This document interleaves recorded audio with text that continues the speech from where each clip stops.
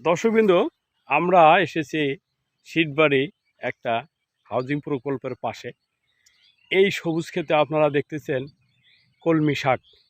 আপনারা বিস্তারিত আমাদের বাস্তবের কাছ থেকে শুনুন।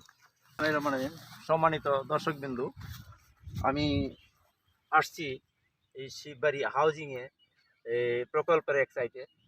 আপনারা দেখতে পাচ্ছেন আমি যেখানে বসে আছি, এইটা কলমি শাক। কলমি শাকটা এত ভালো হয়েছে, এটা বলার মতো না। আমি কি বলবো, যে কৃষক ভাই, যে ভাই এই কলমি শাকটা সে করেছে, এই শাক সবজিটা, এই শাকটা কলমি শাকটা, এটা বলার মতন কিছু না। অনেক সুন্দর হয়েছে। আপনারা না দেখলে চোখে দেখতে পাচ্ছেন না। আপনি আমার ক্যামেরাটা নিতে পারছে কিনা পুরাটা, তাও আমি বলতে পারছি না। হ্যাঁ, আর দেখেন খুব সুন্দর হয়েছে। আর আমি সবসময় বলি, আমি আপনাদেরকে সবসময় বলি যে কৃষক ভাইয়ারা, কোনো জায়গা ফেলে রাখবেন না। অকেজু জায়গা, আপনার যে জায়গাটা মনে করেন যে অকেজু পড়ে আছে, এটাকে আপনারা কাজে লাগান।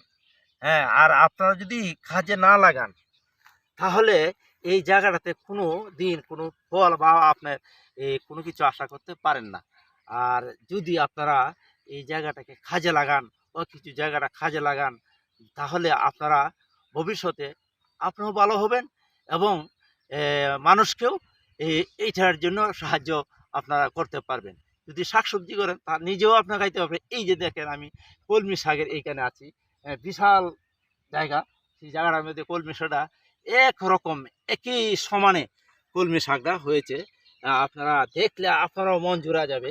আমরা যে ভিডিওটা এই যে আমরা দিচ্ছি, এটা কিন্তু মিথ্যা নয়। হ্যাঁ, আমরা বাস্তবে, আমরা এই যে দেখেন আমি বসে আছি।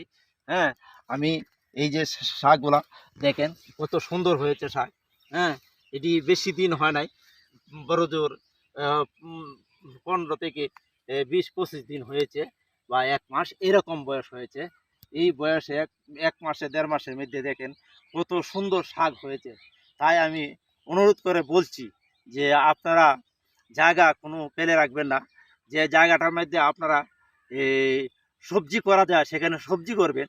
আর যে জায়গাটার মধ্যে সবজি করা যাচ্ছে না, যদি আপনার এই জায়গাটাতে আপনার এই এই ধান লাগানো যায়, তাহলে ধান লাগাবেন। এরপরে যদি আপনার ধানও দেখা যাচ্ছে যে ধান এই জায়গাটার মধ্যে হচ্ছে না, তাহলে আপনারা এই এই যদি কোনো গর্ত জায়গা হয়, তাহলে আপনার গর্ত জায়গাটা একটু পরিশোধন করে বা একটু কাজ টাজ করিয়া এটার মধ্যে মাছের চাষ করবেন। হ্যাঁ, তবুও আপনাদের কাছে আমার হাত ধরে আমি অনুরোধ করছি, আপনারা কোনো জায়গা আপনারা ফেলে রাখবেন না। দর্শকবৃন্দ, আমি আর বেশি কিছু বলতে চাচ্ছি না।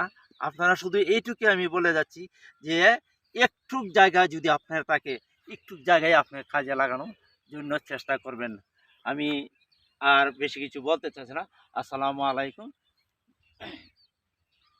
কথাগুলো বুঝছে নাকি?